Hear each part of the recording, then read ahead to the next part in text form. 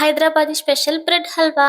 Hi అండి. Welcome back to my channel. ఎవరైనా గనక ఫస్ట్ టైం మన ఛానల్‌ని అయితే చూస్తుంటే ఛానల్‌ని అయితే ఖచ్చితంగా సబ్స్క్రైబ్ చేసుకోండి. ఇలాంటి ఎన్నో మరెన్నో వంటల కోసము మన ఛానల్‌ని ఫాలో అయిపోండి.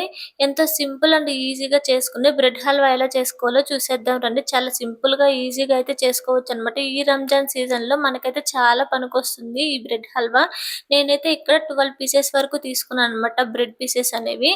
వీటిని 4 సైడ్స్ అయితే బ్రౌన్ పార్ట్ ఉంటుంది కదా! అది కట్ చేసేసుకొని మిడిల్‌లో 2 పార్ట్స్‌గా కట్ చేసుకొని అన్ని పక్కన పెట్టుకోవాలి. ఇంకా పాన్ తీసుకొని ఇందులోనే 1 ½ టేబుల్ స్పూన్ వరకు నెయ్యిని కూడా యాడ్ చేసుకోవాలండి. నెయ్యి కరిగిన తర్వాత ఇందులోని బాదం పప్పు వేసి లైట్‌గా ఒక 2 మినిట్స్ అయితే మనం వీటిని ఫ్రై చేసుకొని, ఇందులోని జీడిపప్పు కూడా యాడ్ చేసుకొని రెండిటిలిని గోల్డెన్ బ్రౌన్ వచ్చేంత వరకు బాగా వేపేసేసి అయితే పక్కకు తీసుకోవాలి. ఇంకా డ్రై ఫ్రూట్స్ ఏవైనా ఉంటే గనక మనము ఇంకా కూడా చాలా అయితే యాడ్ చేసుకోవచ్చు. వాటన్నిటిని కూడా యాడ్ చేసుకొని మంచిగా అయితే మనం ఫ్రై చేసుకోవచ్చనమాట. ఇంకా దీంట్లోనే ఇంకొక 1 ½ టేబుల్ స్పూన్ వరకైతే మనం నెయ్యిని యాడ్ చేసుకోవాలి. నెక్స్ట్ వచ్చేసేసి మనం కట్ చేసి పక్కన పెట్టుకున్నాం కదా బ్రెడ్ పీసెస్, వీటన్నిటిని ఒక్కొక్కటిగా ఇందులో వేసి 2 వైపులా మనకి ఇట్లాగా గోల్డెన్ బ్రౌన్ మంచి కలర్ అనేది రావాలండి. అప్పటి వరకు 2 వైపులా వీటిల్ని బాగా రోస్ట్ చేసేసుకొని సెపరేట్‌గా తీసైతే పక్కన పెట్టుకోవాలనమాట.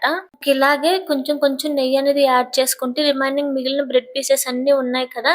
వీటన్నిటిని కూడా ఇలాగే 2 వైపులా మంచిగా కాల్చేసేసుకునేసి అన్నిటిని తీసుకొని ఒక ప్లేట్‌లో అయితే పెట్టేసేసుకోవాలి మొత్తము. ఇప్పుడైతే మనం వీటికి పాకం అయితే పట్టుకుందాం రండి. నేనైతే ఇక్కడ ఆల్మోస్ట్ ముప్పావు కప్పు వరకైతే షుగర్ అనేది తీసుకున్నాననమాట. ఈ ముప్పావు కప్పు షుగర్‌కి మనము హాఫ్ కప్ అయితే వాటర్ అనేది యాడ్ చేసుకోవాలనమాట. మనకి పాకం కూడా ఏం రావాల్సిన అవసరం ఏమి ఉండదు. జస్ట్ మొత్తం ఈ చక్కెర అనేది కరిగిపోతే సరిపోతుందనమాట. మంటను మరీ హైలో కాకుండా మీడియంలో అయితే పెట్టుకొని ఇలా కలుపుతూ చక్కెర మొత్తాన్నయితే మొత్తం కరగనివ్వాలనమాట. లైట్‌గా ఇలా జిగురుగా వచ్చిందనుకోండి, ఇప్పుడు మన బ్రెడ్ పీసెస్ అన్నిటిని ఒక్కొక్కటిగా యాడ్ చేసుకునేసి, ఈ షుగర్ సిరప్ అనేది మొత్తం ఉంటుంది కదా! ఇది మొత్తం దీనికి పట్టేలాగా మొత్తం బాగా కలుపుకోవాలనమాట. మరీ గెంటితో పేసేసి తిప్పేయకుండా లైట్‌గా వీటన్నిటిని బాగా మునిగి బాగా మెత్తబడాలనమాట బ్రెడ్డు. సో, అప్పటి వరకైతే మనం మంచిగా కలుపుకొనేసేయాలి. ఈ బ్రెడ్ అనే దానికి మొత్తం షుగర్ సిరప్ అంతా బాగా పట్టాలనమాట. ఇంకప్పుడే కాచి చల్లార్చిన పాలుంటాయి గదా! వాటిలిని ఆల్మోస్ట్ ముప్పావు కప్పు వరకైతే తీసుకొని ఇందులో యాడ్ చేసేసుకోవాలనమాట.